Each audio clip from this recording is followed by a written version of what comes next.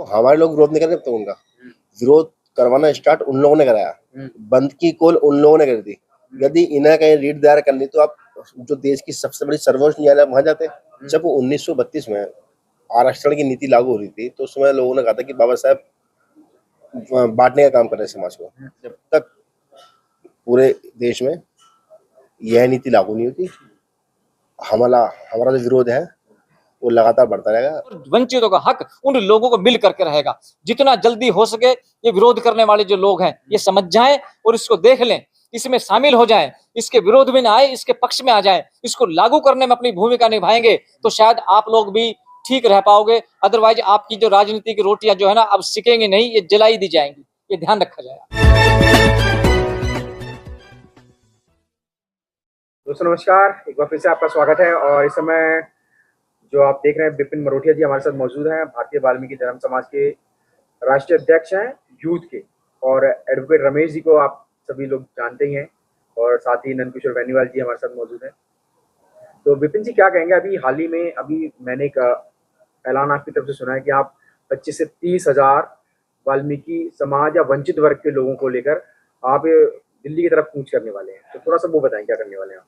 देखिए, हम 20,000 की बात तो नहीं करते, पर बहुत भारी संख्या में हम लोग अभी हमारी मेरठ में जिस संगठन का मैं यूथ का राष्ट्रीय अध्यक्ष हूँ, भारतीय वाल्मीकि धर्म समाज, आज हमारी तमाम पदाधिकारियों की कार्यकारिणी की मीटिंग थी, जिसमें सबकी सहमति से ये तय किया गया कि आने वाले 26 अक्टूबर को हम लोग मेरठ से इसलिए निकालने की वो मेरठ एक क्रांतिकारी धरा है, जहाँ 1857 की क्रांति के जो योद्धा थे माता दीन वाल्मीकि थे, और इसलिए हमने ये सोचा कि ये यात्रा मेरठ से निकालेंगे।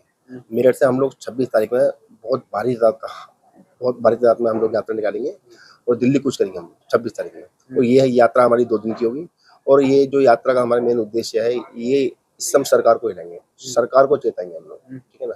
जो वंचित समाज है, जब सुप्रीम कोर्ट ने हमें जो प्रदेश की सरकार है उनको बोल दिया कि आप इनको अपने प्रदेश में लागू करा सकते हो, कैबिनेट पास करा कर, पर हम ये कह रहे हैं, अभी हरियाणा में जिंद में गए थे हम लोग।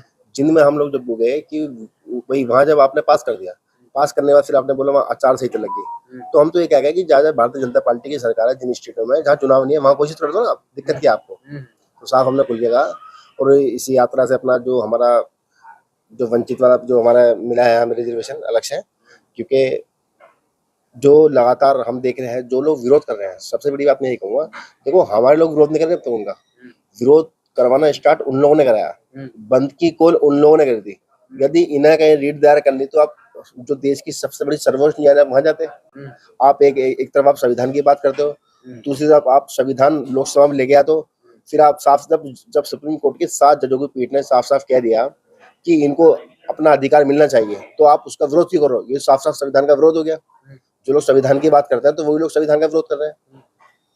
लेकिन फिर जो बहुजन आइडियोलॉजी है जिन लोगों की, बहुजनों के बड़े नेता हैं, वो तो कम से कम सोच समझ के बयानबाजी दे सकते हैं, तो वो भी लगातार स्टार्टिंग 1 अगस्त से वो तो विरोध कर रहे हैं इसका। देखिए, मैं आपसे ये कह सकता हूँ, जब 1932 में आरक्षण की नीति लागू हो रही थी तो उस समय लोगों ने कहा था कि बाबा साहब बांटने का काम कर रहे हैं समाज को।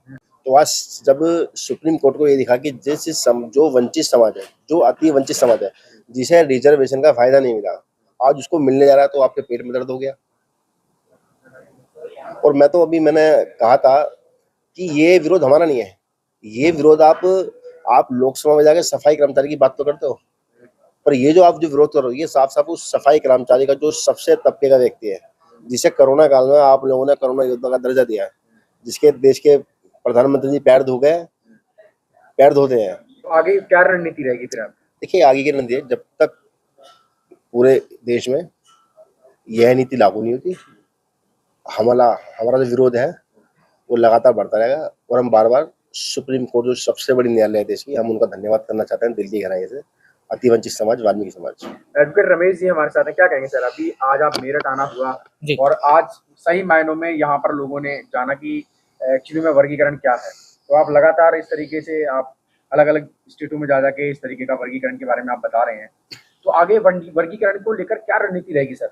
मैं आपसे भी जानना चाहूंगा। देखो, रणनीति तो जैसे अभी मरोठा जी ने बताई कि जो सोशल एक्टिविस्ट है हमारे वंचित वर्ग के, सिर्फ एक जाति की नहीं, वंचित वर्ग में बहुत सारी जातियां हैं। उन तमाम जातियों के जो आप देख रहे होंगे लोग जो है अलग अलग तरह से, अलग अलग जगह, अलग अलग प्रदेशों में वो आंदोलन कर रहे हैं और सरकार से ये मांग कर रहे हैं कि भाई जो निर्णय आया है, जिसमें हमारे हक और अधिकार उन्होंने दिए हैं, उस निर्णय को लागू करें ताकि ये भारत का संविधान पूर्ण तरीके से भारत में लागू हो सके।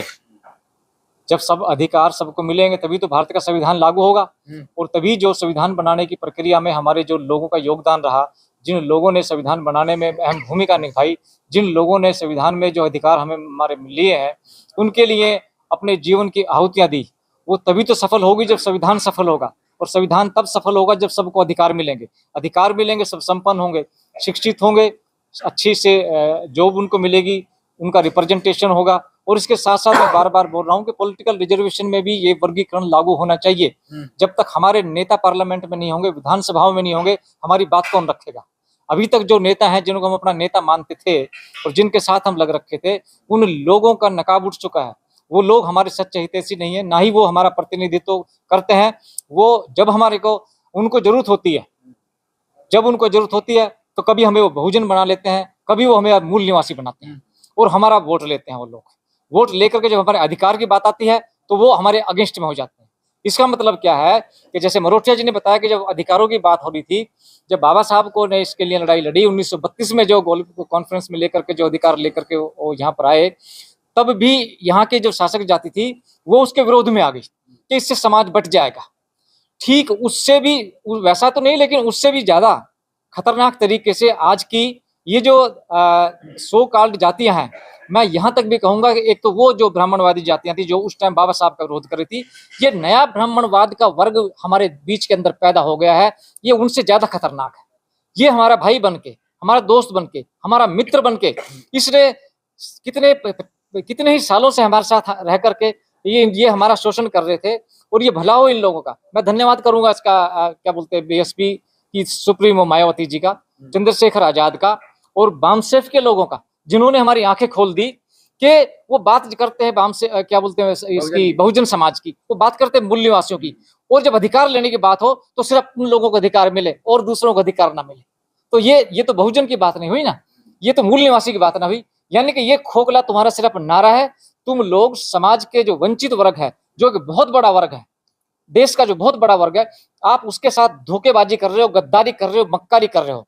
और ये याद रखना, ये लोग जो आज बिखरे हुए आपको दिख रहे हैं, ये लोग जो बटे हुए आपको दिख रहे हैं, ये अब आने वाले टाइम में आप लोगों ने जिनकी आंखें खोली हैं वो इकट्ठे होंगे, मिलेंगे और आप लोगों से इतिहास, ये हिसाब किताब बराबर का पूछेंगे आपसे। इतिहास ये है ना, ये हिसाब लेंगे कि आपने बाबा साहब की, साहू जी महाराज की, फूले साहब की और जितने भी हमारे मूल निवासी लोग हुए हैं, उनकी बलिदान का आप लोगों ने जो फल खाया, और उनका जो आंदोलन था वो सिर्फ अपने आप तक सीमित रखा, लोगों तक नहीं पहुंचाया। और जो संविधान का फल था रिजर्वेशन का, वो सिर्फ तुमने खाया, खुद खाते रहे, नीचे तक उसको आने ही नहीं दिया। और जब इसको सुप्रीम कोर्ट ने देखा कि इन लोगों का कुछ नहीं मिला, तो सुप्रीम कोर्ट अपने जजमेंट में भी उसने कोर्ट किया है कि अगर सरकारें अपनी आंख बंद करके रखेंगी, अगर ये पॉलिटिकल पार्टी अपनी आंख बंद करके रखेंगी, तो क्या सुप्रीम कोर्ट इसके ऊपर आंख बंद कर ले? नहीं, ऐसा नहीं होगा।